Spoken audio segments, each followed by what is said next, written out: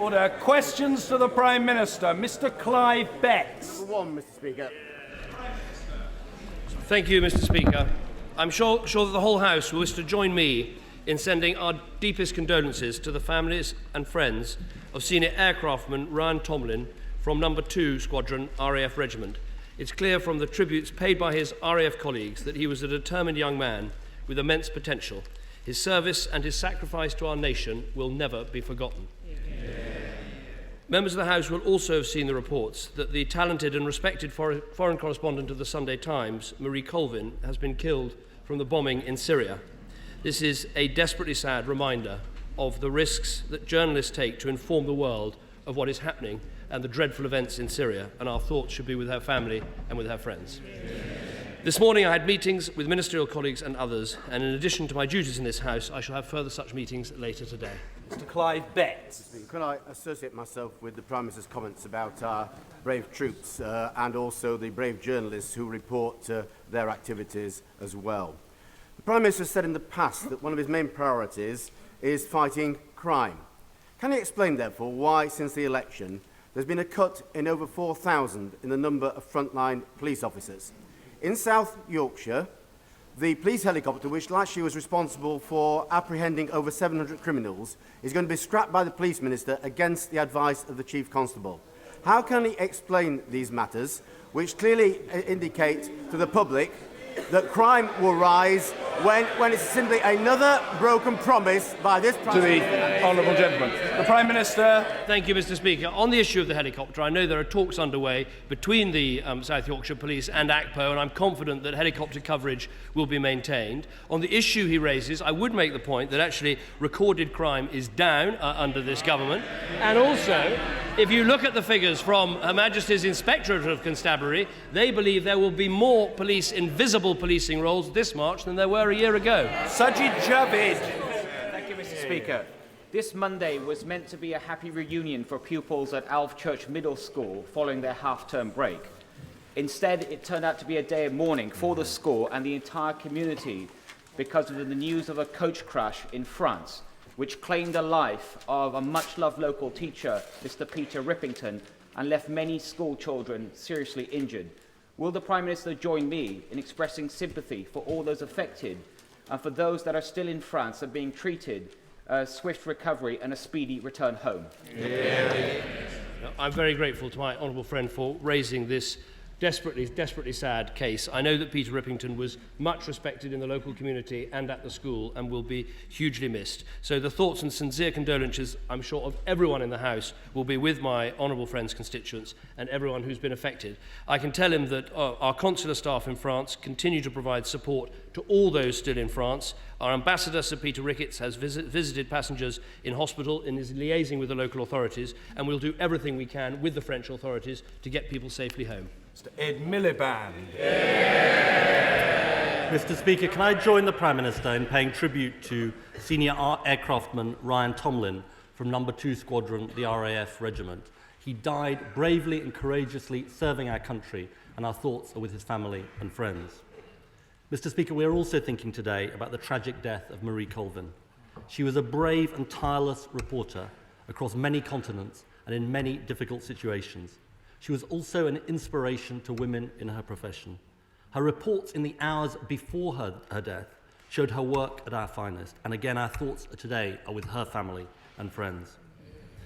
Mr. Speaker, on Monday the Prime Minister held his emergency NHS summit and managed to exclude the main organisations representing the following professions: the GPs, the nurses, the midwives, the pathologists, the psychiatrists, the physiotherapists, and just for good measure, the radiologists.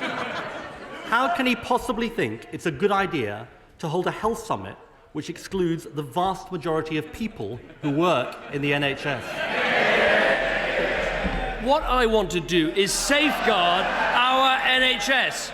Now, we, on this side of the House, we are putting more money into the NHS, money that they're specifically committed to taking out.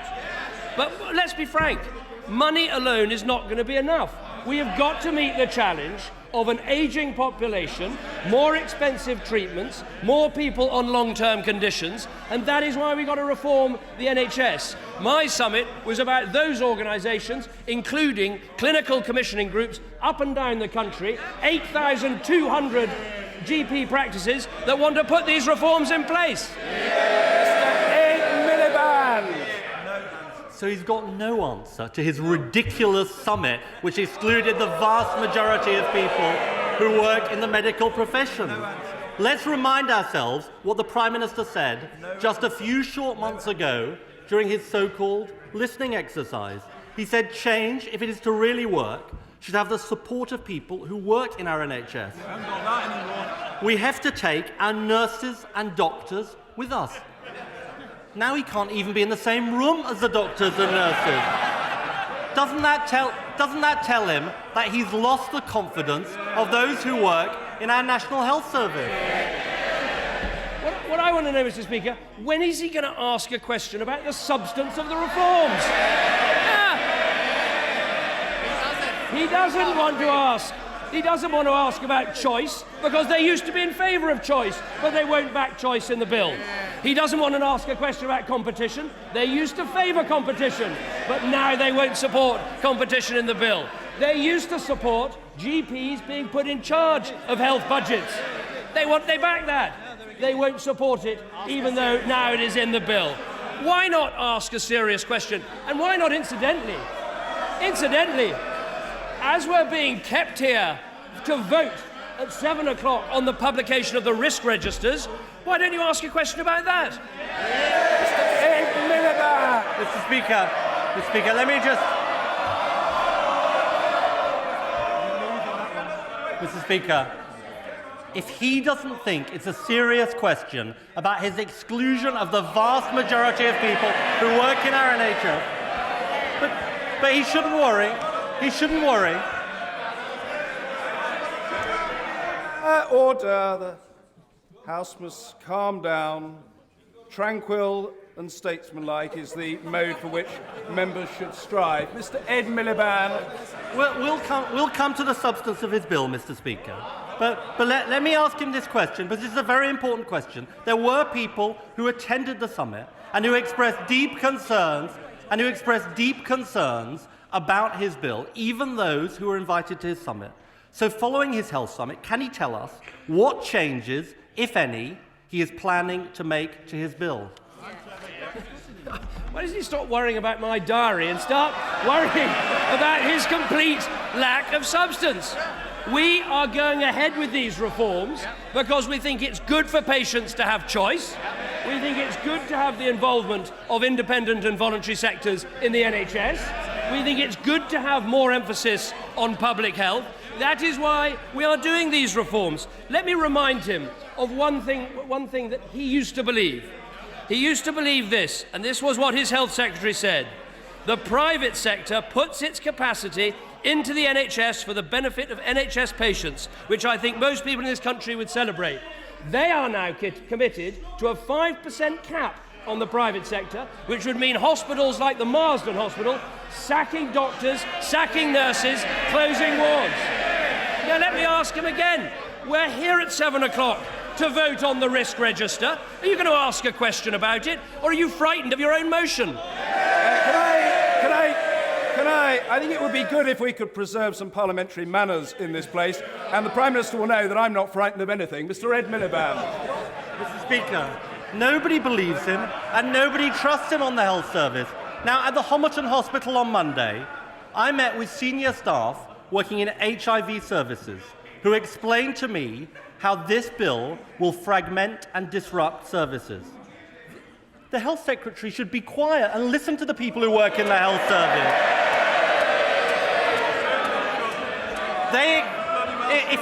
If he'd done some listening before, he should calm down, Mr. Speaker. He should calm down. They explained that HIV treatment is currently commissioned by one organisation, the Primary Care Trust. Under his plans, treatment will be commissioned by 3 organisations: the National Commissioning Board, the Clinical Commissioning Group, and the Health and Wellbeing Board. They said to me It will damage the world-class service they provide for patients. Now, why won't he listen to the people who actually know what they're talking about in the NHS? But if the right honourable gentleman is opposing other organisations that have expertise in AIDS and AIDS treatment taking part in the NHS, he'll be opposing the Terence Higgins Trust, who do an enormous amount to support HIV. The fact is, what we can see, Mr. Speaker, is complete opportunism from the party opposite. They used to back choice. They used to back the independent sector. They used to back reform. I say to you, Mr. Speaker, you don't save the NHS by opposing reform. You save the NHS by delivering reform. Ed Miliband. He doesn't even understand his own bill. Mr. Speaker, let me just explain to him. The question was about the fragmentation of commissioning and what the experts at the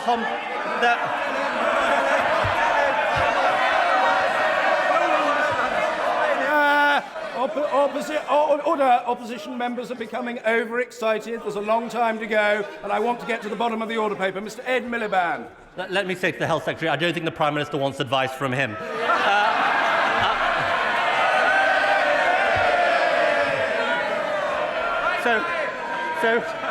So let me explain it to him. It's about the fragmentation of commissioning. Right, you've got it. Okay, good. I'm glad you've got it. Maybe when you get up, you can answer the question. Now... Order! I say to the Leader of the Opposition, keep me out of it. I said it to the Prime Minister, I say it to him, Mr. Ed Miliband. Now, the reason he's lost the...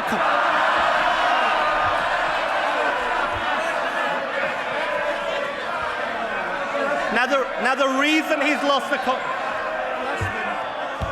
Order.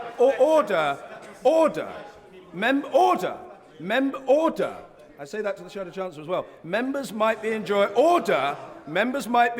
themselves. I ask them to think of what the country thinks. Order of what the country thinks of how we conduct ourselves. Mr. Ed Miliband. He's lost the confidence of the professions in the NHS is because of the promises he made before the election. Will he now give people a straight answer to the question I asked him 2 weeks ago and admit he has broken his promise of no top-down reorganisation? Any longer, Mr. Speaker, I think we'd have to put him on a waiting list for care. That took so long. He asks about integration. He asks about integration. Let me just explain to him, so I don't suppose he's read the bill. Clause 22 and Clause 25 place a specific duty on key organisations to integrate health and social care. The bill is all about integration. But here we are, question 5, and he still won't mention his vote on the risk registers. And I think I know why. Because I have here Labour's brief for this afternoon's debate. And there's an excellent section explaining why you don't publish risk registers. The second argument is particularly strong. It goes like this. Andy Burnham blocked the publication of the Department of Health's risk register in September 2009. There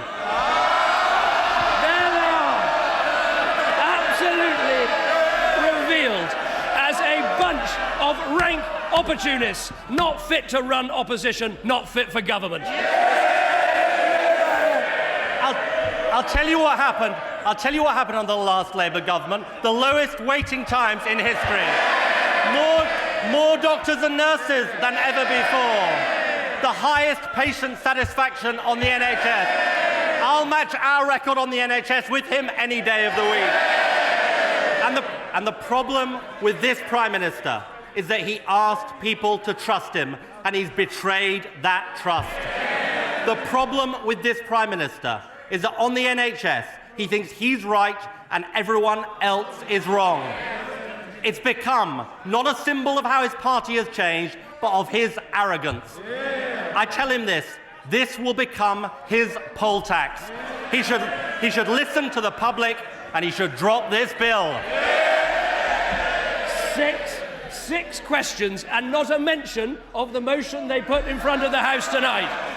To put forward an argument and then not to back it up, that is an absence of leadership.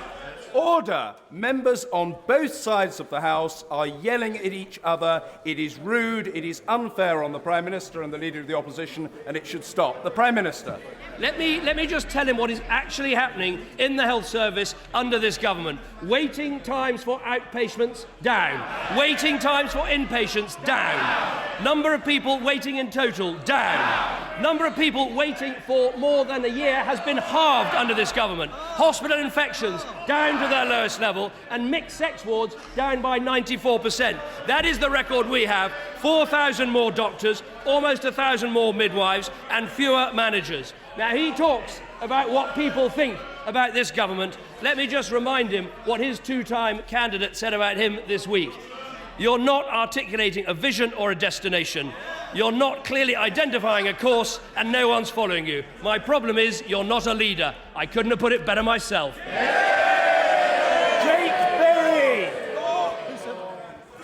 Berry! Thank you, Mr. Speaker.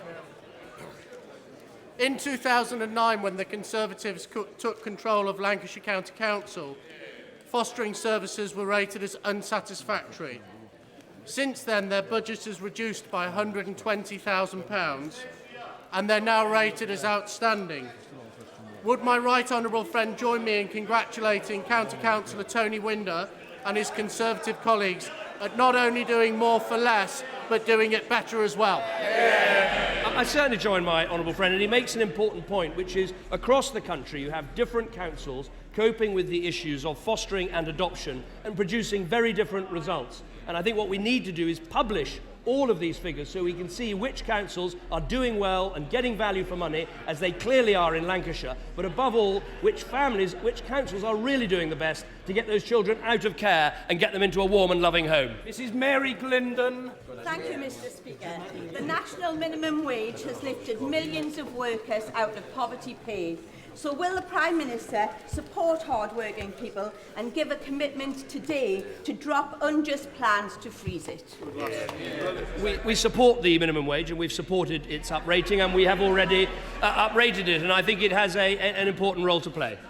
Tony Baldry. The children of Somalia should have an expectation of a life before death. And does not tomorrow's London conference give the opportunity to signal to the terrorists, the pirates and the corrupt of Somalia that we are all determined to do whatever we can to ensure stability and good governance in Somalia? And will the Prime Minister welcome the participation in that conference, the President of Somaliland, given Somaliland's experience of peace building in the region? Well, I'm grateful to my right honourable friend for raising this issue. We will be welcoming the President of Somaliland to the conference, and I think Somaliland has actually taken some important step forward in showing that you can have better governments, better economic progress, and I think they are in many ways an example that others can follow. But this conference is not about recognising Somaliland, it's about trying to put in place the building blocks amongst the international community, but above all amongst the Somalis themselves, for a stronger and safer Somalia. And that means taking action on piracy, it means taking action on hostages, it means taking action to support AMISOM and increase its funding and increase its role in Mogadishu, and it means working with all the parts of Somalia to try and give that country, which has been more blighted by famine, by disease, by terrorism, by violence than almost any other in the world, to give that country a second chance. Field. Given what the Prime Minister said last week in Scotland, will he devote as much time to facing up to the grievances that the English feel from the current proposals of devolution, as he will be giving to considering new proposals of devolution for Scotland? Will he open a major debate here in the House on the English question, so that members from all parts of the House can advise him on what measures of devolution England needs if we are to gain equity with other countries in the United Kingdom? We have obviously set up the West Lothian group to look at this issue, and obviously we want to make sure that devolution works for everyone in the United Kingdom. But I would part company slightly with the right honourable gentleman, for this reason, that I believe the United Kingdom has been an incredibly successful partnership between all its members.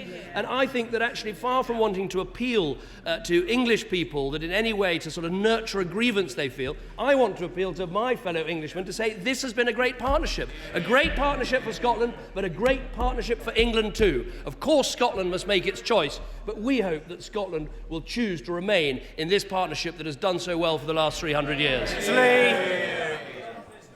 Thank you, Mr. Speaker. Does the Prime Minister agree that an elected mayor, more power for cities, including over local railway infrastructure, presents a great opportunity for those of us in Bristol who've been long campaigning for a resurrection of local rail, including a Henbury Loop line around the north of the city? Well, I do support having elected mayors in our great cities. Obviously, it is going to be for those cities themselves to choose. I'm hugely encouraged by what has happened in Liverpool recently. We'll be having these referenda, and people in Bristol will have the chance to make that choice. But at the same time, what people I think haven't entirely noticed is the government is going through a huge act of devolution to cities in terms of the powers and the money that we're prepared to offer them so that they can build their own futures. If you think of how Bristol, Leeds, Manchester, Liverpool, Birmingham, how these great cities actually built themselves up in the first place, it wasn't on order and instruction from London. It was the great city figures that did that for them. We want again. Tom Blenkinsop. On Tuesday, the Education Secretary said the Prime Minister's decision to set up the Leveson inquiry is having a chilling effect upon the freedom of expression. Does the Education Secretary speak for the government? The point I make is this. It was right to set up the Leveson inquiry, and that is a decision fully supported by the entire government. But I do think that my right honourable friend is making an important point, which is even as this inquiry goes on, we want to have a vibrant press that feels it can call the powerful to account, and we don't want to see it chilled although sometimes one may feel some advantage in having it being chilled. That is not what we want. Angie Bray. Many of my constituents will be fully supportive of the Chancellor's refusal yesterday to sign off on the EU accounts. Does the Prime Minister agree with me and my constituents that it is totally unacceptable that for 17 years now they have failed to get auditors to sign off on their accounts? I think my honourable friend raises an important point. It wasn't just Britain that took this stand, it was also the Dutch and the Swedes as well. I think for too long these accounts haven't been properly dealt with, and corruption and fraud hasn't been properly dealt with, and it's entirely right to make this stand. Mr. Angus Brendan McNeill. Thank you very much, Mr. Speaker. Last week in Edinburgh, the Prime Minister said there were more powers on the table for Scotland, but couldn't name any. A few months ago, he mocked the idea of Scotland controlling its own oil wealth. In the Scotland Bill, even the Crown Estate was too big. Can the Prime Minister now name one power that he has on his mind from this latest U-turn? I didn't think that the Scottish National Party favoured devolution. I thought they favoured separation. Yet as soon as you're offered a referendum that gives you the chance to put that in front of the Scottish people, you start running away.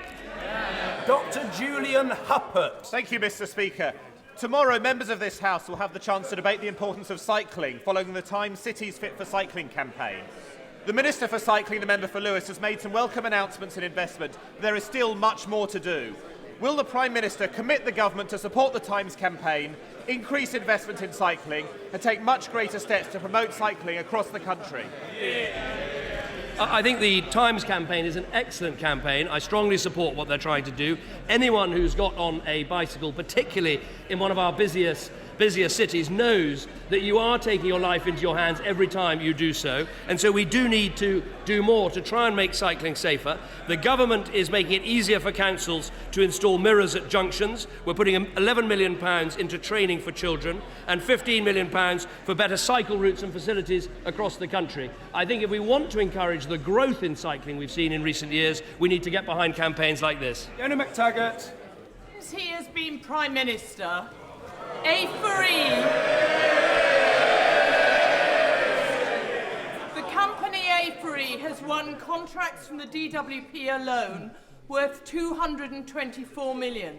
In view of the fact that there are record numbers of unemployed people and that employees of this company have been arrested, what action is he taking to make sure that neither vulnerable unemployed people nor the taxpayer are victims of fraud by A3? The Honourable Lady raises an important issue, and I understand this issue actually dates back 2 years to schemes run by the previous government, and it was, as I understand it, it was the company itself that raised the issue with the relevant authorities. Now, there's an ongoing police investigation, so it would be inappropriate for me to comment much further. All I'd say is the investigation needs to be thorough, it needs to get to the truth, and then we can take into account its findings. Priti Patel. Thank you, Mr. Speaker. Generations of young people have benefited from work experience schemes through getting an experience of the working world. Will the Prime Minister praise those companies who will do everything they possibly can to encourage work experience schemes, unlike the militant hard left who would not only shut down these schemes, but would rather see people get a hand out as opposed to a hand up in life? I think the Honourable Lady will speak for many in this House, and I think overwhelming majority of this country, who think that companies offering work experience schemes to those on unemployment benefit is a thoroughly good thing. And let's be clear, these young people, it is not a compulsory scheme, it is a scheme that young people asked to go on. And the findings are that around half of them are actually getting work at the end of these schemes. Now, that is a far better outcome than the Future Jobs Fund, and at about a 20th of the cost. So I think we should encourage companies and encourage young people to expand work experience, because it gives people the chance of seeing work and all that it involves, and gives them a better chance to get a job. Graham Jones. Prime Minister, there are thousands of BAE workers right across Lancashire in every constituency concerned and angry about the Eurofighter Indian contract. Earlier this week you held a meeting with Lancashire's Tory MPs. When will you be arranging a meeting at 10 Downing Street for all Lancashire MPs? Something to hide.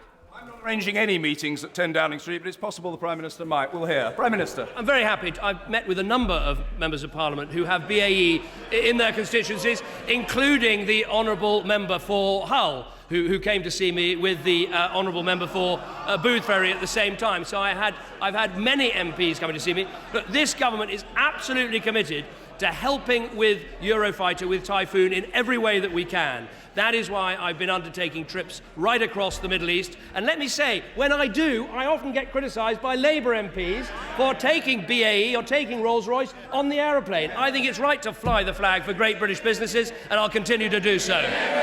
Mr. Peter Bone. Mr. Speaker, last week at the breakfast table, Mrs. Bone was saying how she knew the Prime Minister wanted to deport the terrorist Abu Qudaba straight away and put the national interest first. But she...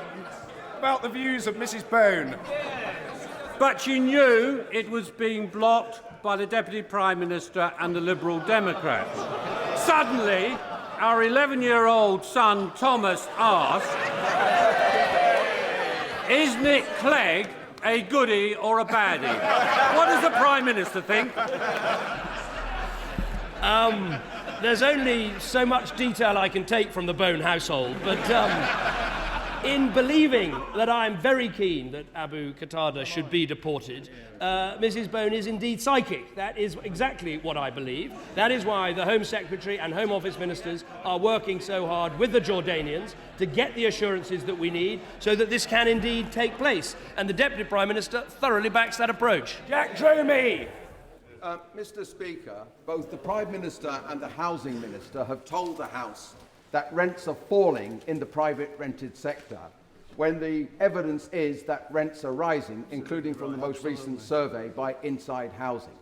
Will the Prime Minister now take this opportunity to put the record straight, or will he continue to blame the tenant when the real responsibility lies with landlords charging ever higher rents and the failure of his government's house-building programme? I have to say, coming from a party that saw house building fall to its lowest level since the 1920s, I think I'll take that with a lorry load of salt. Stephen Metcalfe. Thank you, Mr. Speaker. We have put great effort into stamping out and kicking out racism in football in this country. When my right honourable friend brings together the sport later on today, will he assure the House that he will do everything he can to ensure that prejudice does not creep back into the game and that racism stays out of football? I think my honourable friend is entirely right to raise this issue. It was a huge achievement where Britain and its football authorities and football clubs actually led the world in kicking racism out of football, something that hasn't happened in all other countries. It is worrying, some of the recent signs that we've seen. Why I think this matters so much, not just to football, but also to government and to everyone in our country, is because football and footballers are role models to young people. What people see on the football pitch, they copy when they go and learn to play football themselves, which I think it's important to bring people together and make sure we kick racism out of football for good. Gavin. Thank you, Mr. Speaker. Could I first of all associate myself with the Prime Minister's condolences to the member of the Armed Forces who lost his life in the last week. And I'm sure the Prime Minister would like to join me in thanking the thousands of people who serve in the reserved armed forces. However, would he agree with me that it is inappropriate, unsatisfactory and perhaps even arrogant that when constituents who serve in the reserved Marine Forces in Dundee, in my constituency, express concerns about the possible closure of that detachment, I write to the Ministry of Defence and they refuse to give me a definitive answer? Well, I certainly thank the honourable gentleman for raising again the case of the brave man from the RAF regiment who gave his life and all those who serve in Afghanistan. And he's absolutely right that the reserve forces in our country are a huge national asset. We want to see them expanded, and we put over £1 billion into that expansion between now and 2015 to make sure that we can do that. In terms of the Dundee Royal Marine Reserve Headquarters, no decision has been taken on its future. There's no intention to cut the number of Royal Marine Reservists in Scotland. If you look across Scotland at the whole issue of our armed forces and reservists, we actually need more people to join the reserves. I hope that everyone in this House who likes our territorial army and other reserve forces will actually back the recruitment campaigns, because if we're going to move to an army of 80,000 regulars and 40,000 reservists, we need a cultural step change in our country where we really respect what our TA and other reserve forces are doing. Joseph Johnson. Thank you, Mr. Speaker. US Marshals will on Friday escort my 65-year-old constituent Chris Tappin from Heathrow to a jail in Texas, where he will face pressure to plea bargain in order to avoid lengthy incarceration pending a financially ruinous trial for a crime he insists he did not commit. Could the Prime Minister say what steps he is considering to reform the US-UK extradition treaty that's been so unfair to the likes of Gary McKinnon and now my constituent, Mr. Tappin?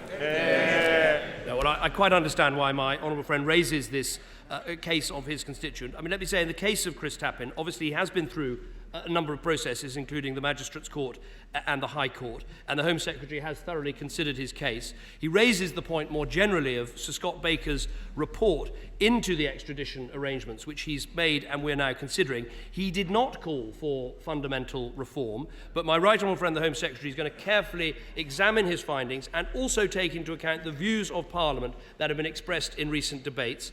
Of course, balance in these arrangements is absolutely vital, but I think it is important that at the same time we remember why we enter into these extradition treaties, which is to show respect to each other's judicial processes and make sure that people who are accused of crimes can be tried for those crimes, and Britain can benefit from that as well. So a proper, sober, thoughtful review needs to take place, and this case shows why.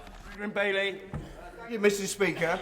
The government response to the unfair relationship between pub companies and their licensees so far has been self-regulation, not statutory regulation.